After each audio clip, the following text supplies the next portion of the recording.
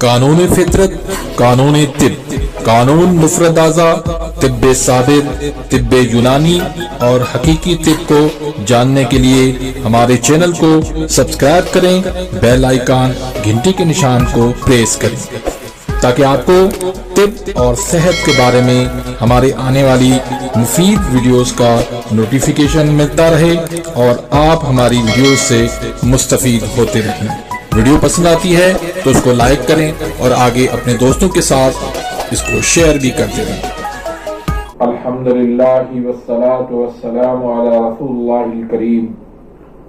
अम्मा बाद फ़अऊज़ु बिल्लाहि मिनश शैतानिर रजीम। बिस्मिल्लाहिर रहमानिर रहीम। मोहतरम नाज़रीन कराम, मोहतरम भाइयों और बहनों, अस्सलामु अलैकुम रहमतुल्लाहि व बरकातुहू। अल्लाह पाक से दुआ है, अल्लाह पाक आप तमाम भाइयों की और तमाम बहनों की परेशानियां दूर फरमाए और अल्लाह पाक आपको कामिल सेहत वाली जिंदगी अता फरमाए। नाज़रीन, आज हम एक नए टॉपिक के साथ, एक नए नुस्खे के साथ, एक नई वीडियो के साथ हाजिर खिदमत हैं। आज मैं जो आपको नुस्खा देने लगा हूं, ये शंगरफ का अक्सीरी नुस्खा है। बहुत ही जबरदस्त नुस्खा है, बहुत ही कमाल दर्जे का नुस्खा है। फालिज का मरीज जो है, एक हफ्ते के अंदर फालिज का मरीज इस नुस्खे से ठीक हो जाता है और एक हफ्ते के अंदर मर्दाना कमजोरी का मरीज वो ठीक हो जाता है। इसके अलावा भी बहुत सारे इसके फवायद हैं। नुस्खा आप सुनेंगे तो आपको बहुत ज्यादा पसंद आएगा। लाजवाब नुस्खा है, मुजर्रब नुस्खा है। इसके फवायद क्या हैं और इसके एहतियातें क्या हैं, तमाम तर तफसीलात इंशाल्लाह आज की इस वीडियो में बयान करूंगा। नाज़रीन, सर्दियों की आमद है, तो इन सर्दियों के अंदर इस तरह के नुस्खे जो है वो बना के इस्तेमाल किए जाते हैं। तो आज का जो नुस्खा है ये भी सर्दियों के अमराज और सर्दियों के हवाले से एक बहुत ही मुजर्रब और लाजवाब कीमती नुस्खा है। इसके फवायद क्या क्या हैं? एक तो फालिज, लकवा, मर्दाना कमजोरी, Rasha, L4, L5 disc problem, कमर के दर्द, पट्टों के अकड़ाव, खिंचाव, हाथ पांव का सुन्न होना, इस तरह के तमाम मसाइल के लिए एक लाजवाब नुस्खा है। तो इसके लिए आपको जो चीजें दरकार होंगी उसमें शंगरफ रूमी आप ले लें 5 तोला। सफेद प्याज जो है वो आप इसके लिए ले लें 2.5 किलो। लाल वाला नहीं लेना, जो है ना सफेद वाला आपने लेना है। तो 2.5 किलो आपने सफेद प्याज ले लेना है। और आग की मंधानी ये आपने ले लेनी है 2.5 तोला। तो सबसे पहले आपने सफेद प्याज और अग की मंधानी को कूट कर 2 हिस्सों में इसको तकसीम कर ले, यानी 2.5 किलो के आप कर लें। अब आपने करना क्या है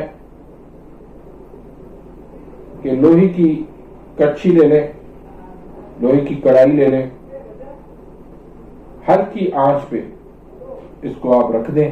उसके बाद आपने जो सफेद प्याज और अग की मंधानी का इनको जो यकजा किया है, 2.5 किलो में 2 हिस्सों में तकसीम किया है, उसमें से एक हिस्सा जो है वो कच्ची में आप बिछा दें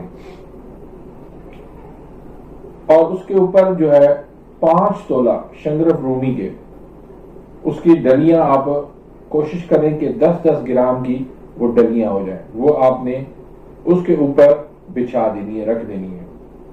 अब उसके ऊपर फिर जो है وہ پیاز اور اک کی مندانی والا جو آپ نے اس کو کوٹا ہوا ہے وہ آپ اس کے اوپر رکھ دیں. اب آپ اس کو ہلکی آنچ پہ 10 گھنٹے تک اس کو آپ چھوڑ دیں. 10 گھنٹے کے بعد جو ہے آپ شنگرف جو ہے وہ نکال لیں